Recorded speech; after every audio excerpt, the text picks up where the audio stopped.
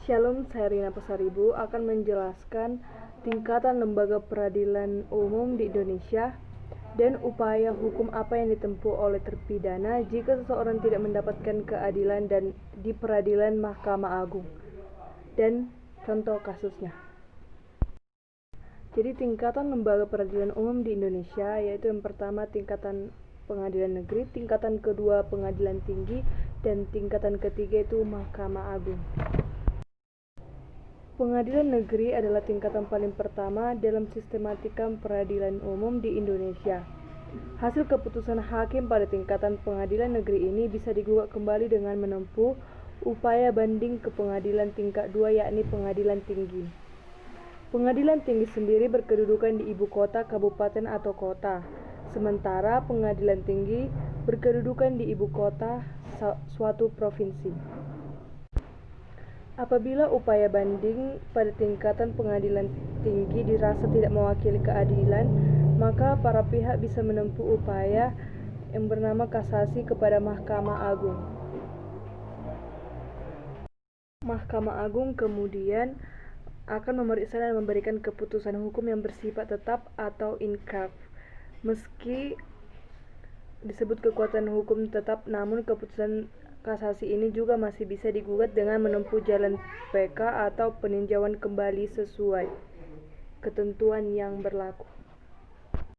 Hukum yang ditempuh oleh terpidana jika seseorang tidak mendapatkan keadilan di peradilan Mahkamah Agung dapat dilakukan dengan upaya peninjauan kembali atau disingkat PK adalah suatu upaya hukum yang dapat ditempuh oleh terpidana atau orang yang dikenai hukuman dalam suatu kasus hukum terhadap suatu putusan pengadilan yang telah berkekuatan hukum tetap dalam sistem peradilan di Indonesia. Permohonan peninjauan kembali PK dapat dilakukan dalam kasus perkara perdata maupun perkara pidana. Putusan pengadilan yang disebut mempunyai kekuatan hukum tetap atau inkrah van geuste berdasarkan penjelasan pasal 2 ayat 1 Undang-Undang Nomor 22 Tahun 2002 tentang gerasi ialah putusan pengadilan negeri yang tidak diajukan upaya banding, putusan pengadilan tinggi yang tidak diajukan kasasi, putusan pengadilan tinggi yang tidak diajukan kasasi atau upaya hukum di tingkat Mahkamah Agung, atau putusan kasasi Mahkamah Agung atau MA. PK tidak dapat ditempuh terhadap putusan pengadilan yang telah berkekuatan hukum tetap apabila putusan tersebut menyatakan bahwa terdakwa bebas. Contoh kasus seseorang tidak mendapatkan keadilan di peradilan Mahkamah Agung, yaitu kasus Nenek Minah yang terjadi pada 19 November 2009. Nenek Minah yang berumur 55 tahun dihukum oleh PN Purwokerto selama 1 bulan 15 hari penjara dengan masa percobaan 3 bulan. Dia dinyatakan bersalah karena memetik 3 buah kakao di perkebunan milik PT Rumpun Sari Antan atau RSA Aji Barang, Banyumas. Selama persidangan dengan agenda putusan berlangsung penuh keharuan. Bahkan Ketua Majelis Hakim Musli Bambang Lukmono SH terlihat menangis saat membacakan vonis. Yang kasus kedua, kasus susu formula berbakteri.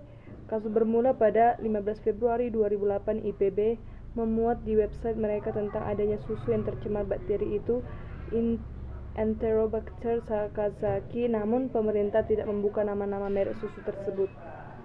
Lantas salah seorang masyarakat, David Tobing, menggugat pemerintah atas sikap diam tersebut. Pada 26 April 2010, Mahkamah Agung atau MA memerintahkan Menkes CS mengumumkan ke publik nama-nama merek susu formula berbakteri tersebut. Bukannya mematuhi perintah MA, Menkes CS selalu berkelit. Meski kasus ini juga telah masuk ke parlemen, hingga saat ini Menkes CS tetap bungkam. Demikianlah hasil dari presentasi saya. Apabila ada kesalahan, saya minta maaf. Terima kasih telah menyaksikan video ini.